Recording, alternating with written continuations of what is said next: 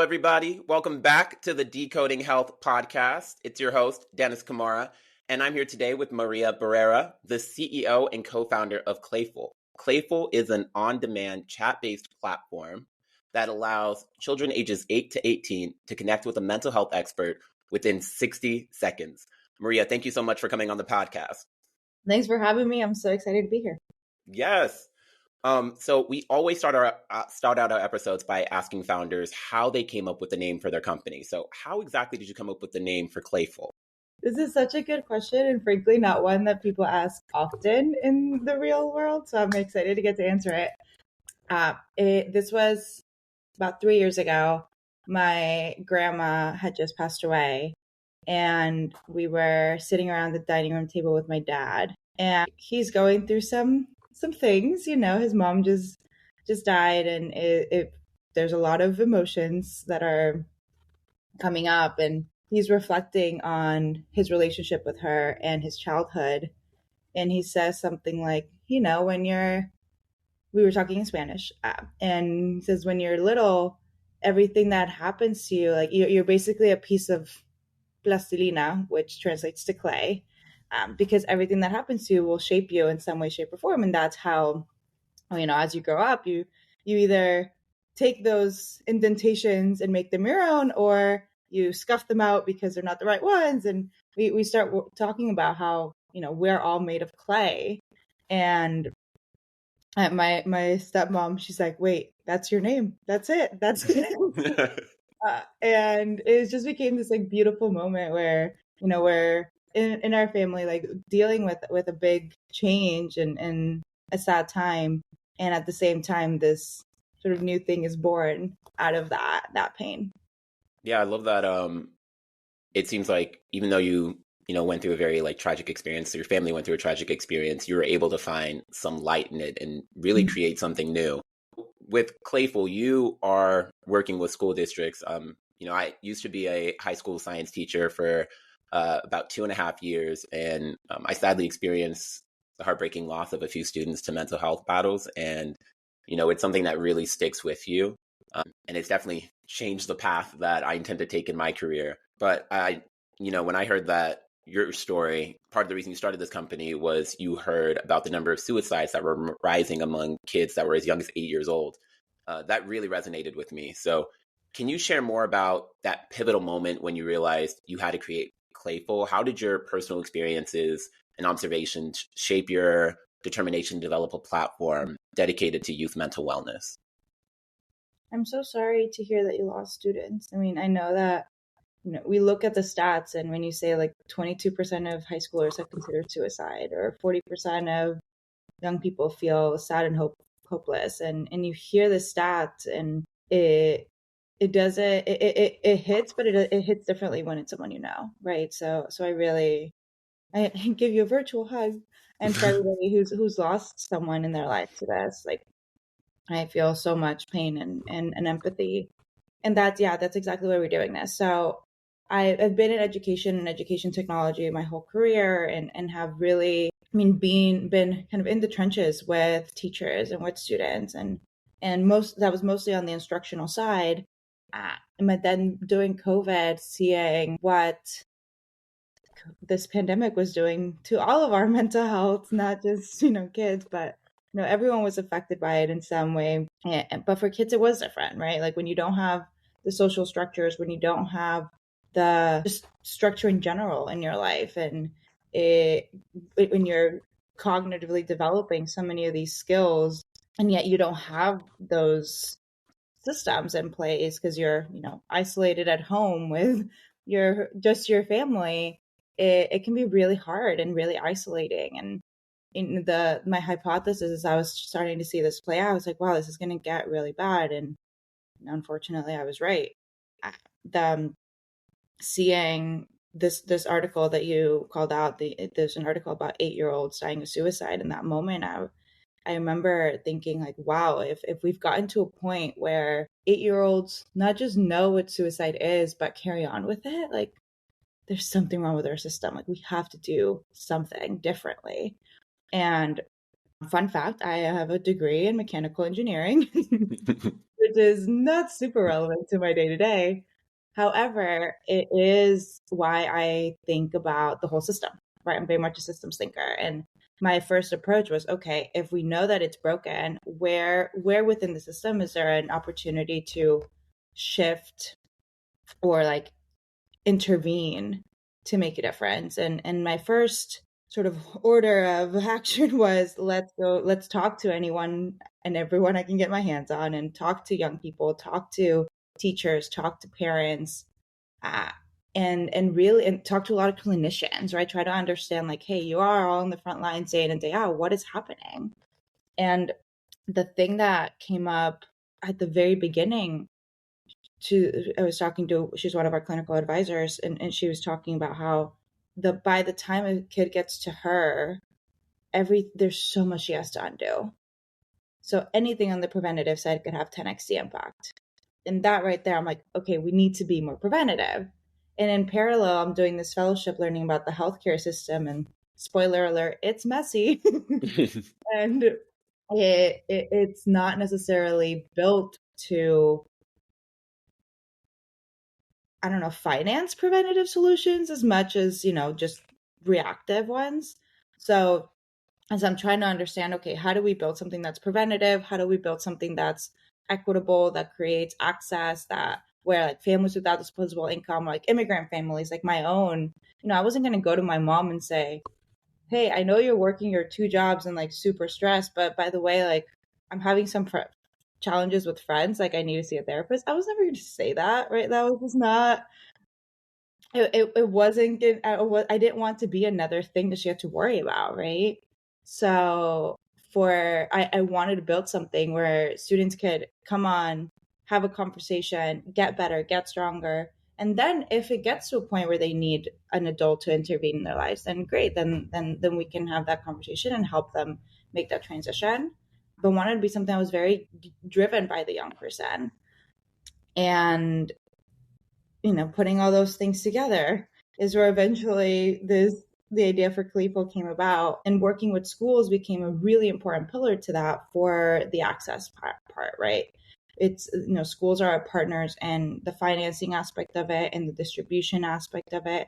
And frankly, in like escalations, right? So when we talk to students and we find out that, they need more support than a coach is able to offer, we can then work within the existing system and get them that support in a very seamless way, so that no kids fall through the cracks, right? Because you see so many challenges with the lack of mental health professionals, where students are seeing, anywhere from waitlist for 2 weeks, from 2 weeks to 6 months to 2 years, I've heard. So like by that time, you're a whole different person. That's a 100% true. And there were definitely a lot of things that you said that really resonated with me. I also grew up in a household of I have 3 other siblings, and I'm the youngest one. So, and my mom was a single mom having to work, a job to take care of all of us. So going to her with a mental health issue, she was like, Dennis, get it together. Like I have other responsibilities I need to take care of. So your focus on schools and making sure that schools serve as an environment where you can help to provide equitable care for students, it's just extremely powerful. And I also love the fact that you're able to respond, your platform's able to respond to students within 60 seconds, because you're right, like the having to wait like even like a day or a week can definitely determine whether, there's a safe outcome or one that's not so safe. So I'm really just fascinated by this on-demand chat-based coaching feature that Clayful offers. And I think it's, when you look at all the mental health platforms that are serving students, like it's such a standout feature. But as you said, I understand that it took a lot of feedback from students, from providers, before you kind of landed on having this feature. So I just love to hear more about the insights you gathered when you were talking to students and you were talking to clinicians that led you to embrace this on-demand model. And in your opinion, how does this setup better cater to students' needs versus the standard scheduled appointments? We are big Stanford school groupies. So we go through the design process consistently. And that means we build a small prototype, test it, iterate, build, iterate, build, iterate, build, iterate, right? So when we first had the idea, my co-founder was like, okay, have we tested it yet? Like, what have you learned? I'm like, good point. Let's go out there and test it. And the first prototype was the chat interface, and they had to sign up for a session. And it turns out they were late. They didn't show up.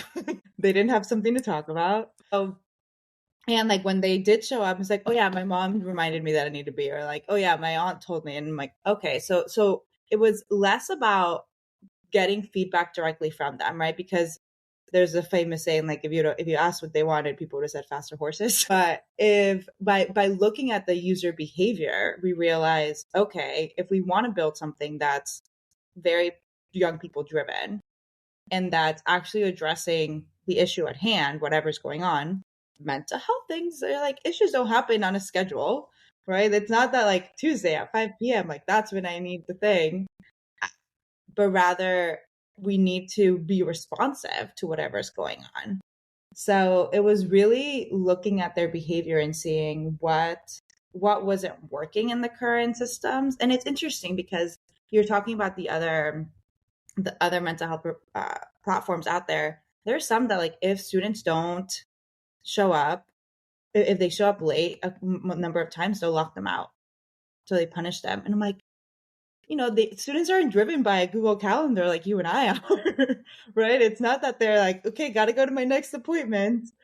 Someone is shepherding them through life, and like they don't have this concept of time as well defined as we do, right? That's why high schoolers are sort of tasked with changing classes and doing after school activities, because you're teaching them time management. But like cognitively, it's not that they're fully there yet. So it's just this funny thing of like adults designing tools for kids thinking that they act like adults. And so that's what we try not to do, and really trying to meet students where they're at. And this was, I think, the biggest aha moment that we had really early on. And instead of trying to, I guess, fit a square peg into a round hole, we said, no, actually, let's build the round peg so that this works for them. That's 100% spot on. As a teacher, former teacher, I just relate to that completely. Talking with my students, I think my top concern was like, are you getting your homework done? Are you prepared for this exam? And theirs was like, I have a prom date coming up and I haven't asked this person yet. I got to figure out how to ask them. Like, there were so many things on their minds that, oftentimes I often think mental health took a backseat. I think also part of the reason why it took a backseat as well is for a lot of students, there's not enough counselors to meet the needs of students as well. And so, you're playing such a key role in tackling the mental health professional shortage that a lot of schools are facing. And I know that you do that by training your own coaches. So how does the training program that Clayful has help to prepare to support students effectively? And what qualities do you look for in potential coaches?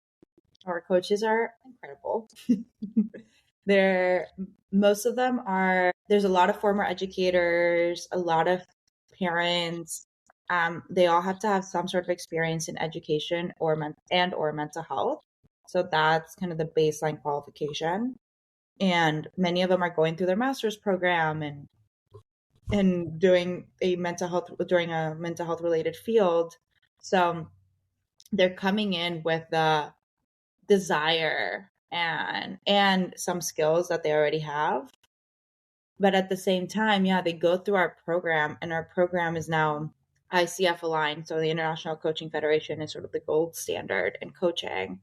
And we've aligned our training to their structures and have now really, if you think about it, there's these kind of main pillars that, especially because we're chatting, right? I don't see your face, I don't see your body language. So the interaction is it's pretty basic in some ways, right? You're really relying on words back and forth, which is kind of beautiful because that's how students are interacting with each other constantly, right? So it's very much aligned to how they communicate. And then on our end, we're really thinking about, okay, how do we ask the right questions validate emotions, right? Because so many times, I mean, think about that example about the problem that you're like, oh, that's not a big deal. Like, you'll figure it out. But in the back of their head, they're like, this is the only thing I can think about. What is not a big deal? So there's so many times where adults in our lives when we're young will say, don't worry about that. Like, you didn't love them that much. That's not a big deal. They weren't a good friend to begin with. Like, you just dismiss in an effort to help them work through those emotions. But sometimes people just want to be heard and they just want to sit in it for a little bit, work through it, right? And so that's a big part of what we do. Is just like, okay, let's sit, let's vent, let's let it out, and let's work through it together. And that means having really strong questioning skills, really strong mirroring skills. This is all part of kind of cognitive behavioral therapy. And then we look at our tools. So our tools, there's a lot of mindfulness, a lot of different like communication strategies. So we use like the nonviolent communication framework a lot. So it's really pulling from all these research-based strategies and almost like distilling them to their crux so that they're super accessible to our coaches and to young people. And that's really where my co-founder, Melissa, like that's her bread and butter, her superpower. She's like basically taking these very complex psychology research, tools and strategies, and making them so everybody can tap into them. And that's pretty awesome. Students, like what you said was so powerful in that students want to feel validated and they want to feel like their voices are being heard, especially in a world where oftentimes their voices are dismissed. And it seems like, what you're building with Clayful is not only creating accessibility, but you're also improving outcomes for students as well. I've heard some amazing success stories from students who've benefited from Clayful. I'm going to read a quote from one student in particular. And I quote, "Thanks for the chat. I'm going to be real honest. I didn't know what I was going to do tonight, and then I realized I had Clayful. I started typing, and I didn't do the bad things that I thought I was going to do. So thank you for that, and I hope you know you are very appreciated." So as someone who pours their heart and soul into creating this platform, how does it feel to hear these stories and know that you're making such a meaningful difference for these young people? I cry a lot. Like tears of happiness, it's so powerful, right? So we have in our company, we have an automated sort of Slack notification every time a student fills out a feedback form. And every time that little thing goes off, we're all like, ooh, what did I say? And it's just so, I think what's super compelling about the feedback is most of the time, they're not thanking us for the strategy or the tool or the what the thing that the new tool they have in their toolkit. They're thanking us for the time and caring and listening. And I get a lot of questions around why are their coaches like real people? Why is it not AI? And it's because of that. It's because we live in such a connected world, and yet we are the loneliest we've ever been. And the thing that we missed the most during the pandemic was human connection. So the answer to a mental health crisis is not just give kids more robots to talk to, but it's let's build more connection and let's show them that people care about them, and let's show them that there's good people out there and that we can work through hard things together. And you see that in the feedback all of the time, that like that's what matters to them. So it's incredibly rewarding. This work is very hard. Building something new, it is really challenging. So this is really what fills our cup on a day-to-day basis, and it grounds our work in a way that you don't often get to read and see the impact of your work on a human level day in and day out. So we feel really lucky to be able to have that. Yep. The fact that you're getting this kind of feedback from teenagers who, I know firsthand can be really brutal in their feedback. It really says to me that you're onto something. Oh yeah. Every now and then they're like, you talk like a grandpa. We're like, noted. We will adjust. They're brutal for sure. No, for sure. 100%. So we're going to move into our rapid fire questions. So I'm going to ask you 3 questions. Feel free to respond with the first thing that comes to mind. So first question, What's one healthcare trend that you believe is overhyped, and what's one area that you think is underhyped? Hmm.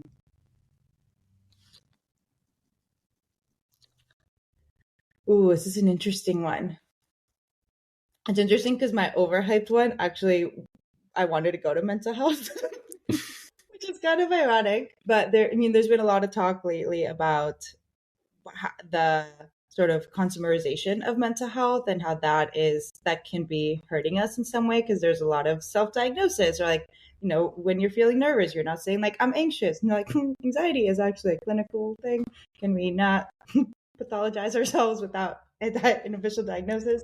So it's a hard balance. I think that we're kind of swinging the pendulum a little bit too left. We'll need to find a hard balance on the way back. And there's still a lot of stigma too. So it's a messy area right now for sure. No, 100%. It's such a so ironic that you said that. But yeah, I definitely think that we definitely need to include clinicians in the process and try to avoid a self-diagnosis as well. Okay, moving on to our next question. What's one hobby or activity that helps you to maintain a healthy work-life balance and recharge? I will not give up on sleep. So and maybe this is one that's underhyped in healthcare in general, but like the power of sleep to just heal the body, heal the mind, it is powerful. And I worry about there's so much like of the hustle culture. It's like I sleep less. I'm like I can get on by 4 hours. I'm like no, I need 8 to 10 hours. If not, I am a zombie, and you do not want me to be a zombie. So that's like my go-to for recharging. And then I love music. So anything where I can listen to live music or just music in general gives me life. First of all, love that you are, you talked about stigma earlier. I love that you are breaking the stigma of hustle culture and saying that you sleep, because I think there's this, belief that like you need to be spending 100% of the time like focused on one particular thing. But if you're not taking care of yourself, like how can you show up as the best version of yourself? So that was just super powerful. Definitely want to get in terms of music. Who do you listen to? Who are some artists you follow? I'm gonna out myself as a Swiftie over here. No shame, let me do it. Yeah. It's like it's a form of therapy. I'll say that. Listen, the Tortured Poets department, absolute fire. I'm outing myself as a Swiftie right now. Yeah. Last question for the rapid fire questions. What's the most important lesson you've learned throughout your career? This is such a good one, and I think most important is I'm going to say whatever the first one that came to mind. It's this question or this video I saw from Steve Jobs back in the day about how everything around you was built by people no smarter than you. And I think that just unlocks so much potential in you, and you're like, oh, I can do it too. Especially I think when I'm from Colombia, I don't see a lot of entrepreneurs who look like me or are like me, and being able to say, okay, like even though I don't see that, like I can do it, is really empowering.